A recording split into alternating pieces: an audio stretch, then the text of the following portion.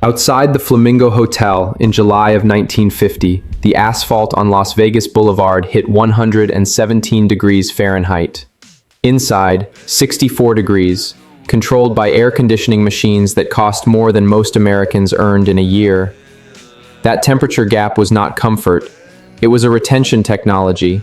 You walked in to escape the heat and walked out only when the money ran out. In 1950, Las Vegas casinos reported to the Nevada government just enough to cover their licenses and nothing beyond that. What federal records would show decades later was different. Tens of millions of dollars vanished from the vaults before any official count, before any tax, before any split with partners. The money left the tables, passed through the count room, and disappeared. In bags, in envelopes, in suit jacket pockets. On May 2nd, 1957, in a blood-stained pocket on a Manhattan street, the New York City Police Department found a handwritten note that proved exactly that. But that note comes later. This starts in 1931, when Nevada decided to do something no other American state had done. Nevada legalized gambling on March 19, 1931. The law passed because the state needed money. The Great Depression had gutted tax revenue, and the Nevada state legislature in Carson City had few options. Nevada was the driest state in the United States, with fewer than 100,000 residents and virtually no industry. Gambling was, literally, the last resort. For 15 years, it ran on a small scale. The casinos in Reno and Las Vegas served cowboys, miners, and soldiers from desert military bases. A dealer earned between $12 and $18 a week in 1945, enough for rent and a shared room, not much beyond that. He stood on his feet 8 hours a shift, chips passing through his hands all night. And there was an unwritten rule everyone understood on the first day. You do not ask what happens after the chips leave your table. That was the job. See without watching. Count without recording. In 1946, Benjamin Bugsy Siegel opened the Flamingo Hotel with $6 million, a fortune that came in large part from the New York organized crime syndicate. The project was a luxury casino in the middle of the desert, built to attract not cowboys, but the expanding American middle class. Celebrities, tourists from Los Angeles, families who had just bought their first post-war car and wanted to know what to do with it. The opening was a disaster. The hotel was still under construction, the losses were immediate, and the investors in New York, the Luciano family, which had financed the project, started asking questions about the numbers. In June of 1947, Siegel was murdered at his girlfriend's house in Beverly Hills. 7 shots. No suspects were ever arrested. The Flamingo stayed open the following week. That was not a coincidence. It was the first documented lesson about how Las Vegas worked. The name on the sign did not matter. What mattered was who controlled the count room. Meyer Lansky did not like Las Vegas. He preferred Miami, preferred Cuba, preferred anywhere the heat was humid rather than dry. But he understood Las Vegas better than anyone, because he understood money better than anyone. And Las Vegas, stripped of its mythology, was simply a cash flow problem at industrial scale. Lansky was an accountant before he was a criminal. He had started with Lucky Luciano in the 1920s, structuring the finances of rum during Prohibition, and had learned something the Nevada casinos would confirm decades later. Cash is invisible until the moment it is counted. Before the count, it does not exist. It can go anywhere. The system that took hold in Las Vegas in the first half of the 1950s had a simple name: the Skim. It worked like this. Money from the tables and the slot machines was collected by employees and brought to the count room. Before being officially tallied, a portion was set aside in envelopes. The envelopes left the casino in carry-on bags in the hands of couriers who flew regularly to New York, Chicago, and Kansas City. Jake Lansky, Meyer's brother, operated for years as one of those couriers between the Flamingo, the Sands, and the Tropicana. The Nevada Gaming Control Board, created in 1955, had the power to inspect casino books. Inspecting the envelopes leaving at 3 in the morning was more complicated. The families from New York, Chicago, and Cleveland had divided Las Vegas as territory through informal agreements in the early 1950s. The Genovese family held interests in the Tropicana. The Chicago outfit ran the Stardust. Kansas City's interests sat in the Fremont. It was a division that worked as long as everyone received their agreed share. The problem with criminals dividing money is that each one of them is a criminal. The Stardust Hotel opened in July of 1958 with 1,065 rooms, the largest hotel in the world at that moment. Its construction cost $10 million. The Chicago outfit had injected capital through loans from the Teamsters Union Pension Fund, the pension fund of America's truck drivers, administered by Jimmy Hoffa, which over the course of the 1950s and 1960s would lend more than $200 million for casino development in Las Vegas, always under conditions no regulated bank would ever put on paper. The Stardust count room was the heart of the scheme. During the overnight shifts, before any gaming control board supervisor appeared, designated employees separated the chips and the bills into 2 categories: what would enter the official records, and what would follow another path. Estimates presented later in federal proceedings indicate the Stardust was skimming between $7 and $15 million per year during the 1960s, figures that never touched the accounting books the state of Nevada inspected. The pit boss on the casino floor knew, or suspected. There was a silent hierarchy of knowledge. The higher you stood in the structure, the more you saw. The more you saw, the more you depended on the protection of whoever ran the scheme. Asking was unnecessary. Talking was professional suicide. Or the other kind. On April 26, 1957, someone wrote down by hand the numbers for that week at the Tropicana Hotel. Gross casino winnings, $651,284. Net winnings after credit markers, $434,595. Slot winnings, $62,844. Below the totals, names and distribution figures. That note was supposed to be in a safe. It ended up in a suit jacket pocket in Manhattan. 1 week later, that pocket was on the floor of a lobby with blood on it. The irony the federal documents revealed decades later is not small. The house that always won was robbing itself. The Skim was not only a fraud against the American government, though it was that too. It was, simultaneously, a fraud by the criminal families against each other. The Chicago outfit skimmed the Stardust before calculating the split with Kansas City. The Genovese did the same with the Tropicana before distributing to their Chicago partners. Each family controlled a slice of Las Vegas, and each family lied to the others about the real size of that slice. American organized crime had built an entire city on the principle that the house always wins, and the internal cheating system among partners was just as sophisticated as the cheating system against the customers.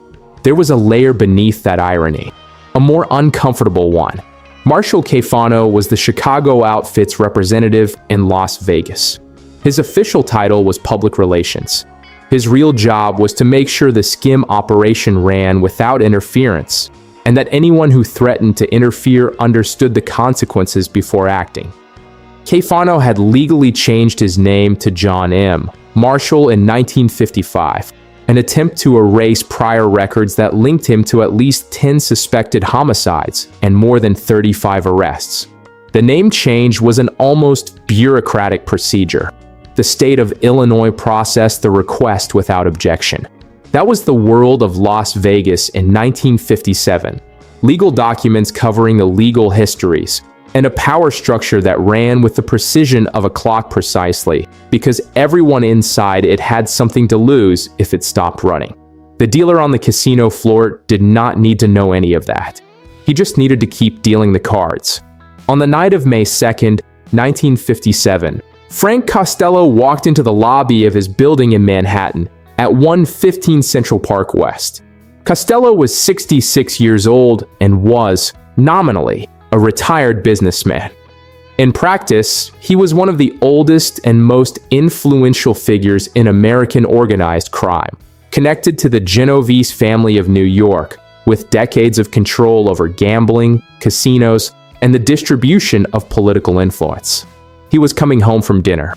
Vincent "the Chin" Gigante was waiting at the entrance. He fired once and missed the head by millimeters. The bullet cut a groove through Costello's scalp without penetrating the skull. Costello fell. Gigante fled on foot through Central Park. Costello survived. The New York City Police Department arrived within minutes. When they examined him on the lobby floor, they found in the right pocket of his jacket a folded, handwritten note with numbers and names. The note read, "Gross casino wins as of 4/26/57, $651,284.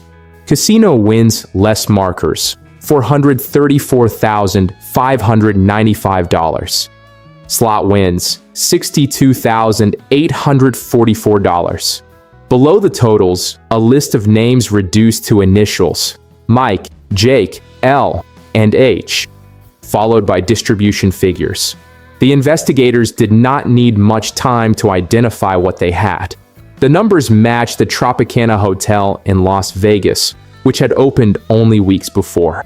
The names were known intermediaries of the Genovese family. It was the note that was never supposed to exist. Not because it was extraordinarily sophisticated. It was just a folded piece of paper in a pocket, the kind of note any accountant makes after a meeting. It was extraordinary because it was real, it was dated, it had names, and it was now cataloged as criminal evidence at the New York City Police Department. For the first time in a publicly verifiable document, the connection between the New York mob and the Las Vegas casinos was not an allegation. It was accounting. The United States Senate already knew enough to ask more. The McClellan Committee, the Senate Special Committee on Improper Activities in Labor or Management, had begun its hearings in 1957 under Senator John McClellan, with a young Robert Kennedy serving as chief counsel. Costello's note reached the investigators. The hearings became public and televised in 1958. For the first time, the Las Vegas count rooms were being discussed in a television courtroom reaching 30 million American households. The heat Las Vegas had carefully avoided for 10 years arrived all at once. The Nevada Gaming Control Act was passed in March of 1959. It created the Nevada Gaming Commission, an independent body with the power to investigate casino owners, revoke licenses, and ban individuals from the industry without any criminal conviction being required. It was enough that a person's presence was deemed contrary to the public interest and the integrity of gaming. In 1960, the commission published its first list of excluded persons, immediately called the Black Book by the press. The 11 names on the original list included the most widely suspected figures of organized crime ties in Nevada. Marshall Caifano was on the list. The man who had legally changed his name to John M. Marshall, who had sat before the McClellan Committee in 1958 and invoked the Fifth Amendment 35 consecutive times without answering a single question, was banned from entering any licensed casino in the state of Nevada. Caifano sued the state. He claimed a violation of constitutional rights, that a ban without criminal conviction was unconstitutional. He took the case all the way to the United States Supreme Court. He lost. The Supreme Court ruling in 1967, in the case State of Nevada versus Caifano, established that the state had legitimate authority to exclude individuals from the gaming industry based on regulatory interests, regardless of criminal conviction. The man who had operated within the system for decades, precisely because the system protected its own, tried to use that same system to protect himself, and the system refused. There was a second figure paying a different price. Frank Sinatra held a 9% stake in the Carnival Lodge at Lake Tahoe and a stake in the Sands Hotel in Las Vegas. In August of 1963, Sam Giancana, boss of the Chicago outfit and a name already on the Black Book, was staying at the Carnival as Sinatra's personal guest. The Nevada Gaming Commission opened an immediate investigation. Sinatra had two choices: face the license revocation process at a public hearing with every question that would come with it, or sell his stakes voluntarily. He sold. The Sands and the Carnival together totaled a transaction of approximately $3.5 million. Loyalty to the circle had a precise price, and when it became too expensive, it ended in a signature. The Rat Pack kept performing in Las Vegas, only now as hired talent, not as partners.